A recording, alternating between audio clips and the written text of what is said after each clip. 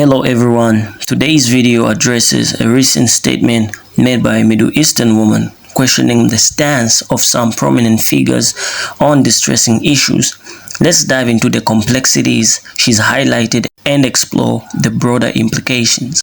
But first, let's follow up on a recent discussion about solidarity and allyship sparked by a brother living in the US in response to the lady's revelations. A shout out to the creator who sparked more awareness around the issue of performative solidarity and feminism, especially when it comes from palm-colored women.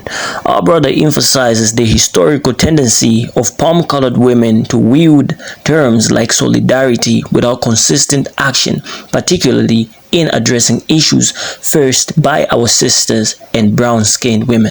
Let's first see this clip of our brother emphasizing this topic, and I'll meet you at the end of that video where I'll get to introduce the lady at the end. Let's dive into it.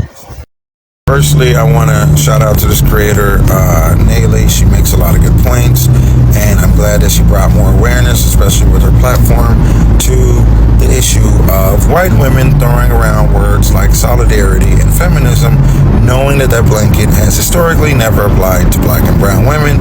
I am no longer surprised when white women do this. I've seen this done. If you've ever had a white woman cry after them being the transgressor and the system siding with them and forcing you to apologize, you understand a little thing or two about the power that tears have, okay?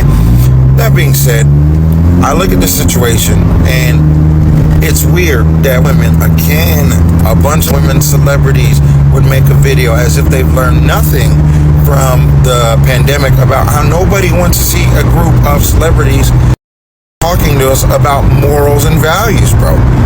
No one wants to see or hear. You guys are millionaires in the midst of multiple recessions, and you're talking to us about, oh, we need to stand together in solidarity. You're not helping anybody. You're not helping anybody. And the fact that Ytee brought this up, which I thought was really good. I guess the lady who originally made a video was Ariana Huffington, and she wanted to elicit sympathy for Israeli women who allegedly were, R-worded and SA'd on October 7th by Hamas. And it's like they wanted us to acknowledge them and stand together in solidarity, but they didn't once acknowledge Palestinian women. Because, and Ytee makes this point as well, she says that women will never see women of color or black women as equals. And that has been something that I've heard since I was a kid from my Jamaican mom, and I've heard this, that white women won't ever see women of color as equals. When feminism first started, they didn't acknowledge that black women deserve the right to vote. They only want solidarity when it suits them, and when it doesn't benefit them, it's all the others. Right? And so in this video, I actually watched the video before, recording the video. I had to know what I was talking about. It's just the most tone deaf, unsurprising, just ridiculous thing to be doing at a time like this. I also want to say there was a creator on here, I don't know her name, but I think it was one of those man in the street videos where they were saying like, oh, Taylor Swift only wields feminism for people that she doesn't like. And I feel like that's true. I feel like that's true for Taylor Swift. I think that's true for all white women. They want all of the good and will not take any of the accountability, any of the responsibility, and definitely no allyship. Black women have no allies. I definitely always want to go on record of saying that. But usually black women and black people have been there when needed for America. Historically, black people and black women have been there.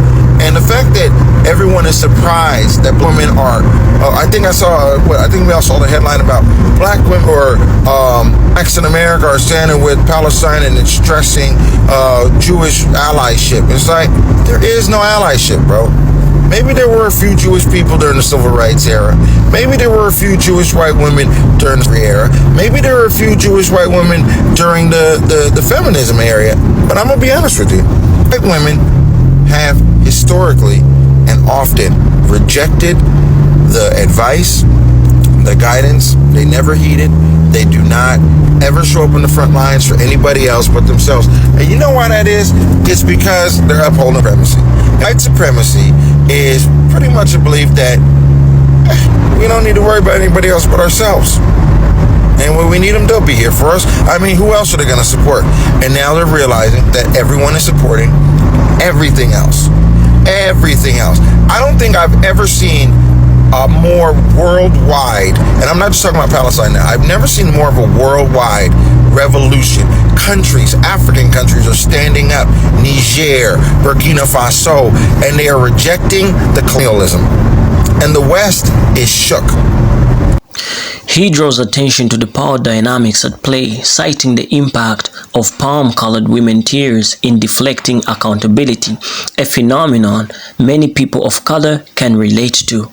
The narrative expands beyond personal experiences, touching on the historical exclusion of our sisters from early feminist movements. This individual perspective echoes sentiments held since childhood, reflecting a generational awareness of the challenges faced by our sisters.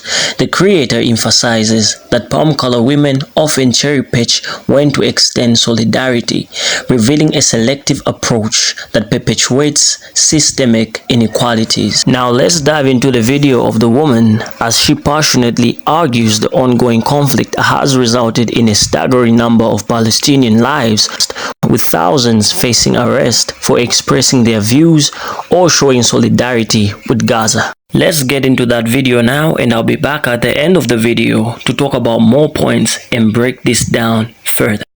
Arianna Huffington, who is the founder of Huffington Post, recently posted a very disturbing and upsetting video where she, alongside these other white female celebrities, make a plea to other women saying that we need to believe the testimonies of eyewitnesses who say that they saw Hamas and use Israeli women on October 7th. And my question to Arianna Huffington and to these women in this video is, if your main objective is basically that we need to always believe people when they say that they have seen or experienced sexual violence or any type of violence, my question then is, why have you consistently denied Palestinian women of this for the past 75 years? Palestinians have experienced mass after mass for the past 75 years. Palestinian women have experienced for the past 75 years. And here's the thing, a lot of people don't know this, but whenever Palestinians have to, make a claim against the occupation, they have to go through Israeli court. So their judge and juror is the occupier. And they don't just go through any regular court. They have to go through military court. Palestinians are subjected to Israeli military court. And so all of these claims that is so carefully documented are consistently, almost 99% of the claims that Palestinians make against the Israeli occupation is thrown out because the judge and juror is the occupier. And so my question to these women is, do you not see Palestinian women as equals to Israeli women? Because in your video, you don't mention Palestinian women at all, despite the fact that Palestinian women and children and men are being right now, despite the fact that there's an ongoing genocide right now happening. Over 20,000 Palestinians have. In fact, right now, the Israeli occupation forces has arrested thousands and thousands of Palestinians for something as small as posting the Palestinian flag or showing their solidarity with Gaza. I mean, people like Ahed Tamimi. And Ahed Tamimi had faced so much in Israeli prison in just like the past 2 weeks. I mean, this is what I mean, is that women will never see women of color as their equals, and they show it. They don't even recognize their inherent racism. It's the fact that they could have the audacity to make a video saying that women need to be in solidarity with them, but they don't even acknowledge Palestinian women because they don't see Palestinian women as their equals. They don't recognize Palestinian women. And even though we are witnessing Palestinians, they don't feel like they need to mention Palestinian women, despite the fact that Palestinians have been,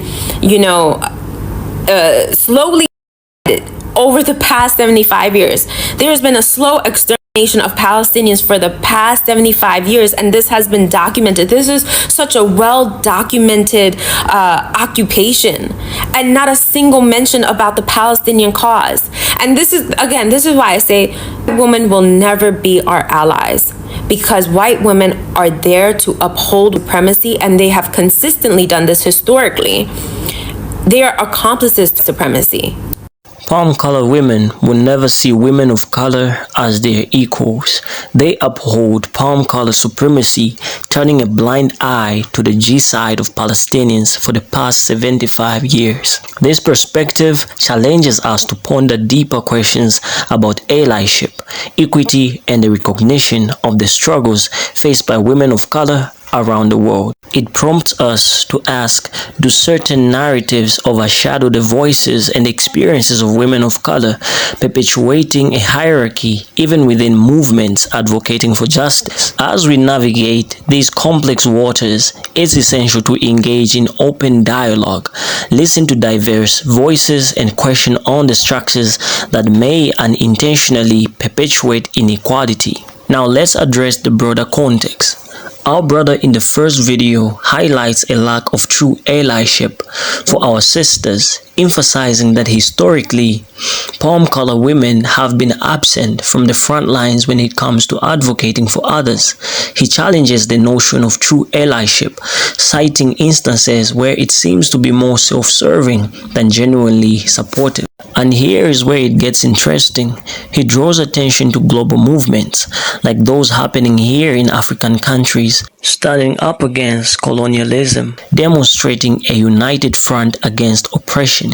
He contrasts this with what he perceives as the self-serving nature of palm-colored women's activism. As we draw this conversation to a close, it's essential to reflect on the powerful perspectives shared by both our sister and our brother in this video. Their voices contribute significantly to the ongoing discourse on allyship, solidarity, and the complex dynamics within movements for justice and equality. The ladies' call for recognition of Palestinian struggles sheds light on the importance of intersectionality within social justice movements.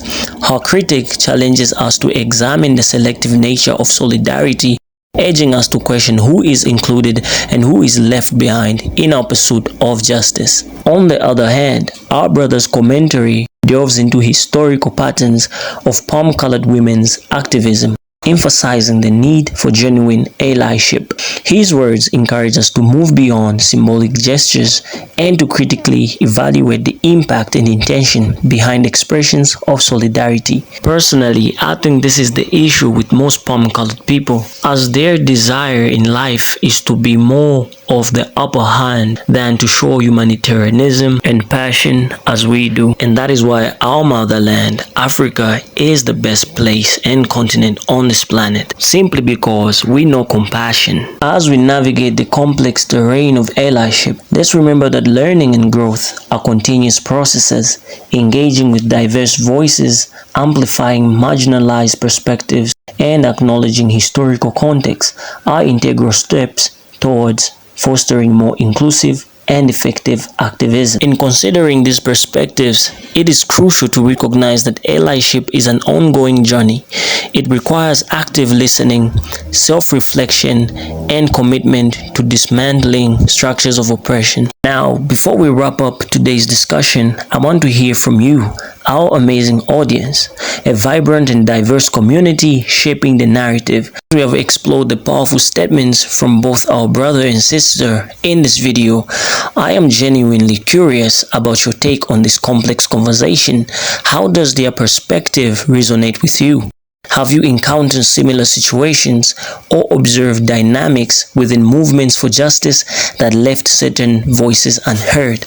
We are creating a space for open dialogue and shared experiences, so drop your thoughts in the comments below. Do you feel that these issues raised resonate with your own observations? How do you envision allyship with the context of your community? Your insights matter, and I'm eager to hear the unique perspectives our incredible audience brings to the table. And also, do remember that our brother in this video urges viewers not to be swayed by a recent video that attempts to convey a sense of unity. He describes it as cringy and weird, reinforcing the importance of discernment when it comes to recognizing genuine allyship versus performative gestures. So hit me up in the comments. Let's keep the conversation going. And if you haven't already, be sure to like, share, and subscribe to stay connected.